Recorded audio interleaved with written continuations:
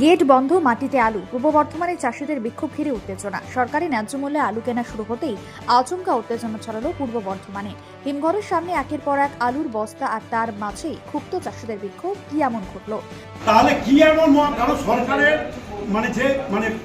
কি বলবো কর্মসূচি নিয়েছে চাষির এই দুর্দিনের লোকসান হওয়ার কারণে তো যে যাতে করে চাষি একটু সুরাহা পায়। 70 বস্তা আলু দিয়ে চাষি মহামারী কিছু হয়ে যাবে না, কিন্তু লেবারে বাঁচাই হয়, এটা মেশিনে এরকম করে ঢুকিয়ে বাঁচাই হয় না। তাহলে সেটাকে যদি বলে চলবে না, এটা আমাদেরকে মেনে নিতে হবে। আপনারা যখন আলু বিক্রি করেন মার্কেটে পাঠান, আপনারা ওই নেটে ফেলে মার্কেটটা রেডি করেন আলুটা। আমি আপনাদের বলছি একটা কথা বলতে আপনি তো আলুটা বিক্রি করেন রেডি করে লেবার দিয়ে ওয়াশেন করবেন, নেটে বাজার করেন বলো টোকেন দিয়ে দেবে, আধিকারিক সেটা ক্যান্সেল করবে।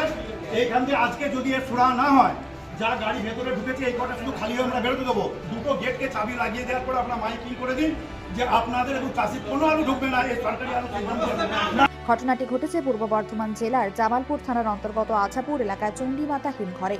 চাষিদের অভিযোগ, সরকারিভাবে আলু নেওয়া শুরু হওয়ার খবর পেয়ে তারা আলু নিয়ে হিমঘরে পৌঁছন, কিন্তু সেখানে গিয়ে শুনতে হয় সরকার যে নির্দিষ্ট ক্রাইটেরিয়া ঠিক করেছে সেই নিয়মে তাদের আলু নেওয়া সম্ভব নয়। এই কথা শুনে ক্ষোভে ফেটে পড়েন আলু চাষিরা। দুপুরের দিকে হিমঘরের মূল গেট বন্ধ করে দিয়ে মাটিতে আলু ফেলে বিক্ষোভ দেখাতে শুরু করেন তারা। এমনকি স্পষ্ট জানিয়ে দেন সমস্যা সমাধান না হওয়া পর্যন্ত কোনো আলুর গাড়ি আনলোড করতে দেওয়া হবে না। এই আলু গভর্নমেন্ট থেকে আমাদের টোকেন দিয়েছিল, সেই টোকেনে আলু নিয়ে আসা হয়েছে। এই আলু হচ্ছে যে অফিসাররা এসছে তারা ক্যান্সেল করছে, বলছে এই আলু চলবে না। ওদের কি মাপ দিয়েছে, মাপে গলাতে হবে। এর থেকে আলুটা আমরা কোথায় এর থেকে ভালো আলু পাবো?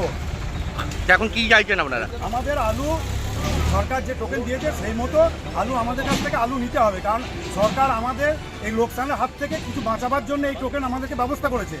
কিন্তু এরা যা স্টোর মালিক বলছে বা এই অফিসাররা বলছে তাতে করে আমাদেরকে আরও শেষ করে দেওয়া হচ্ছে। এখন কি করছেন আপনারা? এখন আমরা এখানে আলু ঢেলে বসে আছি, ঊর্ধ্বতন কর্তৃপক্ষ এসে আমাদের আলু যাতে আমরা ঢোকাতে পারি বা রিসিভ করে তার ব্যবস্থা করুক, এটাই আমরা চাইছি। এটা কোন ক্লাস্টার? এটা হচ্ছে চণ্ডীমাতা ক্লাস্টার। আপনার কি নাম? আমার নাম কবির আহমেদ। আপনি কি চাষি? আমি একজন চাষি। 1 তারিখে স্টোর খুলছে আর সরকার আলু নিচ্ছে মার্চ 18 তারিখে। যদি আলু নেবারই যদি দরকার ছিল সরকার 1 তারিখ থেকে কেন নিল না? হ্যালো, এখন কি সমস্যা? এখন সমস্ত চাষি আলু আনছে, অধিকাংশ চাষি আলু ঢুকে গেছে। চাষি যে আলুটা আনছে সেই আলুটা ওরা ক্যান্সেল করছে। তাহলে লোক দেখানো নেওয়ার দরকার ছিল না, আর লোক দেখানো লোকের টোকেন দেওয়ার দরকার ছিল না। ক্যান্সেল করার কারণ কি? ক্যান্সেল করার কারণ হচ্ছে সাইজ, ওদের মানে মাপ দিচ্ছে, সেই মাপের অনুযায়ী সাইজ। সেই মাপে তো সবসময় তো আলু তো হয় না চাষি। তাহলে এতটা চাষি যখন ফটকাটা একটুখানি বড় হয়ে যাচ্ছে সেই ফটকাটাও নিচ্ছে না।